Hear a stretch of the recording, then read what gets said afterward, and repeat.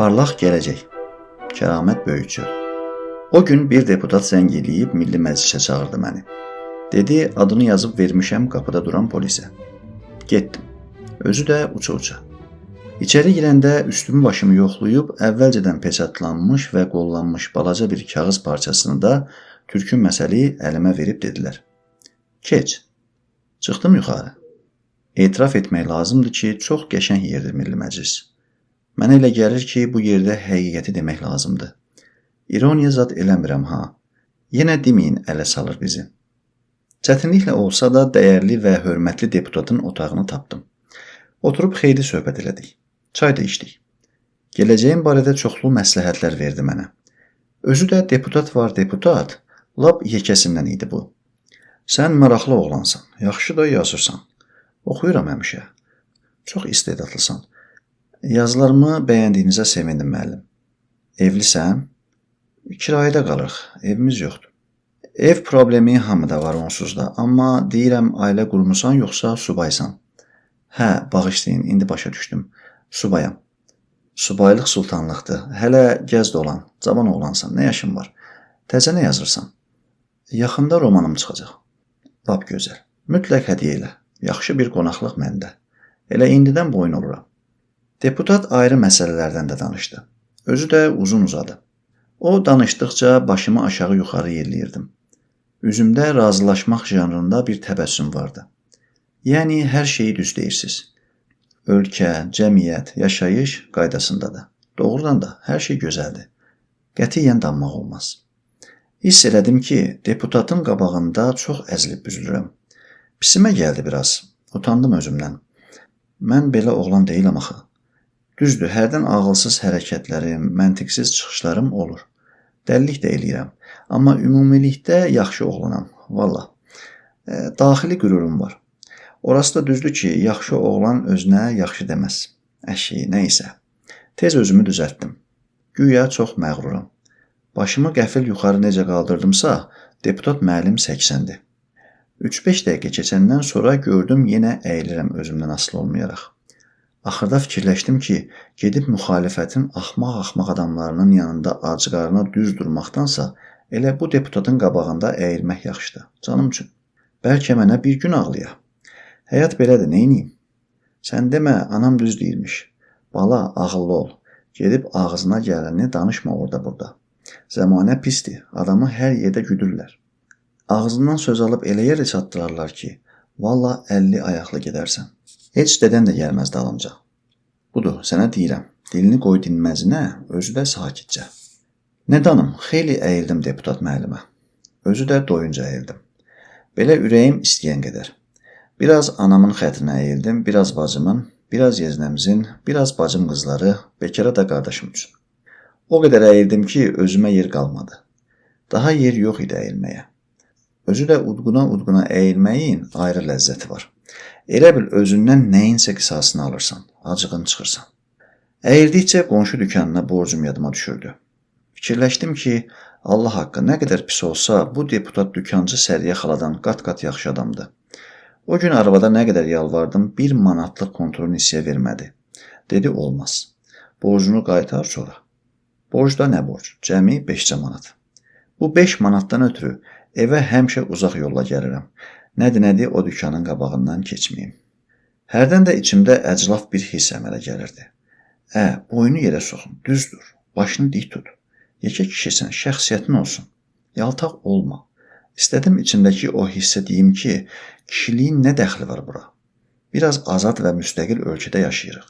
Güya mən neynirəm ki? Başqaları 52 min hoqqadan çıxır. Sonra başımı o üz bu üzə tərpətdim və düşündüm ki, onsuz da nə qədər əyilən adam var. Mən kiməm əyilməyim? Adamı elə əyərlər ki, elə bəri başdan öz xoşuna əyilmək yaxşıdır. Nədənsə dinmədim. Doğrusu dinə bilmədim. Dilim qıfıllanmışdı elə bil. Deputat da oradan-buradan danışmağında. Ayağı da ayağının üstündə. Deyir güya 90-cı illərin əvvəllərində filan işləri görübmüş. Millət, xalq, dövlət və dövlətçilik yolunda filan çətinliklərə sinə gərib. Pis çıxmasın, axırda da olub deputat. Şübhəsiz o heç bir təzə söz deyə bilməzdi mənə. Anam canı, hərdən ona etiraz da eləmək istədim. Ancaq nə qədər çalışdım, içimdən diri bir söz çıxmadı ki, çıxmadı. Sözlərin hamısı ölmüşdü elə bil. Nə dedisə eləcə razılaşdım. Heç fikrimdə də etiraz eləyə bilməzdim. Tutalım deputat desəydi ki, sən xiyarsan, uzaq başı belə cavab verəcəkdim. Müəllim, düzdür, biraz xiyara oxşarlığım var, amma valla xiyar deyiləm. Vəssalam. Etirazım bircə bu olacaqdı. Düzü, heç kəsin günahı yoxdur, atacanı. Neynəsinlər? Həyat çox amansızdır. Çox. Bəzən görürsən ki, səni dindirən, dəyib dolaşan da olmur. Amma adam öz-özünə sınır. Sındırmağın ən müasir üsuludur bu. Başqalarını təhqir eləyə bilmərəm. Öz işləridir. Amma özüm haqqımda bircə bunu deyə bilərəm ki, soxum mənim boyumu yerə. Yaltağın yekəsi elə mənəmmiş. Deputat danışdıqca dıydıq-dıydıq gülümsəməyim yadımdan çıxmır. Hərdən də çevrilib Milli Məclisin binasından Bakıya baxırdım. Ay Allah, Bakıya bax. Ay Allah, Bakıya bir bax. Az qala başıma hava gələ. Bakı necə gözəlmiş. Buradan insan görünmür, ancaq binalar görünür. O çölü şüşəli qoşa bina var ha. Özüm ölüm, buradan bir ləzzətli görünür. Belə çox möhtəşəm. Sağ olsun, çox böyük hörmətlə qarşıladı məni əziz və dəyərli deputatım. O üzümdən, bu üzümdən maç da aldı. Təəssüf ki, yanımızda şəkil çəkən yox idi. Kaş olaydı, kaş. Məni sevməyən qızlara sübut edəydim ki, necə hörmətli və dəyərli bir oğlanam. Gələcəyim necə parlaqdır. Özü də gör necə. Yəni, dünyanın işini bilmək olmaz.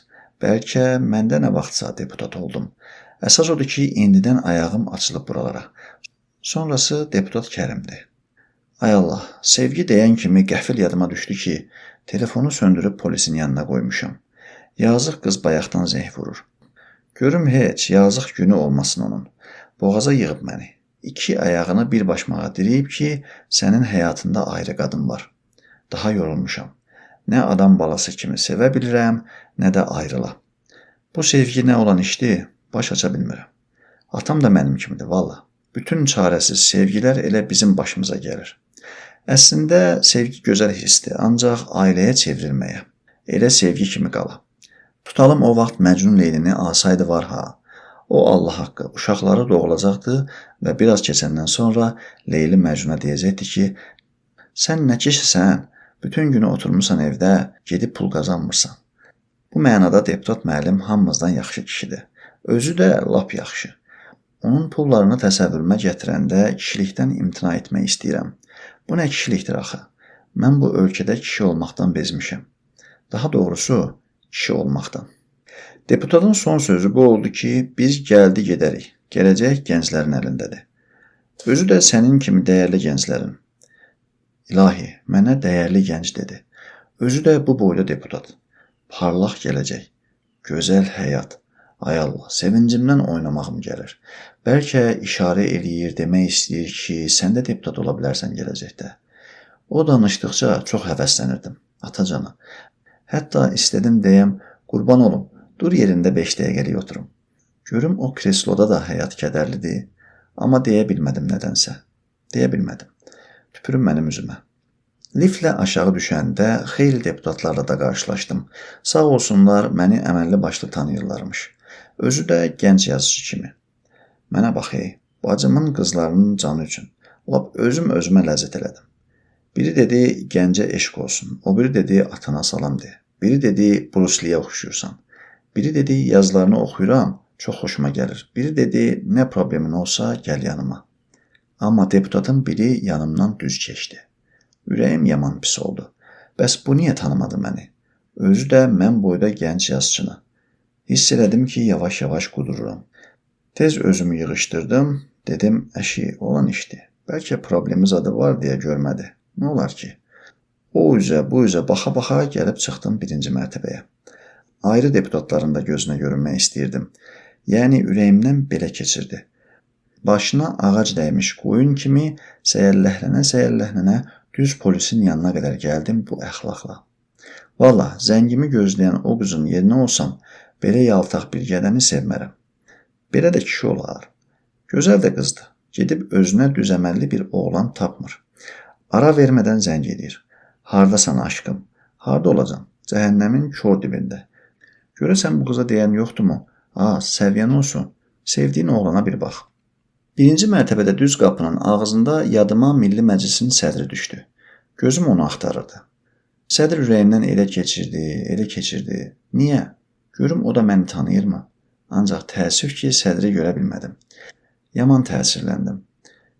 Olmadı ki. Gəlmişkən onu da görəydim kaş. Polis dedi, sənə verdiyim kağız hanı? Qaldı deputat müəllimin otağında. Kağız olmasa çıxmağa icazə yoxdur. Uydad. Yuxarı qalxdım təzədən. Amma öz aramızda ikinci dəfə geri qayıtmaq xoşuma gəldi. Lap ləzzət elədi. Belə yerdə gəzib dolanmağın nəyi pisdir ki? Parlaq gələcək, gözəl həyat. Qoy tanımayanlar da tanısın. Amma sevgilimin zənglərini düşündükcə tələsirdim. Canıma üşütmə düşürdü. Ay Allah, indi zəngin dalımca, telefon da sönülü. Mən qapını döyüb içəri keçəndə deputat müəllim telefonla danışırdı. Çox müti bir görkəmdə və yavaşca səslə dedim. Müəllim, kağız qalıb. Deputat əlinin işarəsi ilə göstərdi ki, gəl götür. Hətta bu məqamda başımı yelləyib təşəkkür eləməyi də unutmadım. Amma dəqiq bilirdim ki, bu təşəkkür hissi deyil, mənim acizliyim və həyəcanımdır. Kül məni sevən qızın başına. Kağızı götürüb təzədən düşdüm aşağı. Yenə çoxlu deputatlar, yenə həyəcan, yenə təəssüf. Məni tanıyıb salam verəni də oldu, tanımayanı da. Polisə verdim kağızı, özü də udqun oduna. Gərək deputat kağızın arxasına qol çəkə, polis dilləndi. Vay dədə, bütün həyatım belədir. Gərək əzab çəkəm, gərək iynə ilə görüşəm. Ay Allah, mən nə qələt elədim, gəldim bura. Eybi yox, hər şey qurban olsun parlaq gələcəyə, gözəl həyata. Əsas odur ki, yaxşı gələcəyim olsun. Elə bu iştahla dərindən nəfəs alıb yenidən qalxdım yuxarı. Amma atacana qapını döyməyə çox utanırdım. Adama üz verəndə belə eləməzlər axı. Dəhlizin o başında açıq bir pəncərə vardı. Bir istədim özümü təpəsi üstə atam yerə, düşəm düz ASTV-nin başına. Duxum çatmadı. Məndə o hünər hardadır. Dişimi dişimə sıxıb deputatın qapısını döydüm. Müəllim, siz bura qolda çəkməlisiniz. Üzümə çox sərt baxdı. Sanki bütün gələcəyim puç oldu. Telefonla danışa-danışa kağızın arxasına bezdim. Tez rədd ol buradan. Gözüm səni görməsin janrında bir qol çəkdi. Aparıb verdim polisə. Tezliklə canımı qurtarmaq istəyirdim buradan. Mənim Milli Məclisdə nə işim var axı? Ay köpək oğlu, get otur dədənin xarabasında da. Amma nə günahım? Deputat müəllim zəng eləyib özü çağırıb. Yalvarmamışdım ki. Telefonumu özümə qaytardı polis. Həmin an qəfil hiss elədim ki, Milli Məclisin sədri arxamdan güllə kimi keçib getdi. Təəssüf ki, görə bilmədim onu. Eybi yox, qalsın gələn dəfəyə. Amma hər şey bir yana, Milli Məclisdən o qoşa şüşəli bina var ha, bir ləzzətli görünür, özüm ölüm. Belə çox möhtəşəm. Çıxanda telefona baxdım. Sevgilimdən çoxlu zəng və bir də mesaj gəlmişdi. Telefonu niyə söndürmüsən? Yenə hansı fahişənin yanındasan?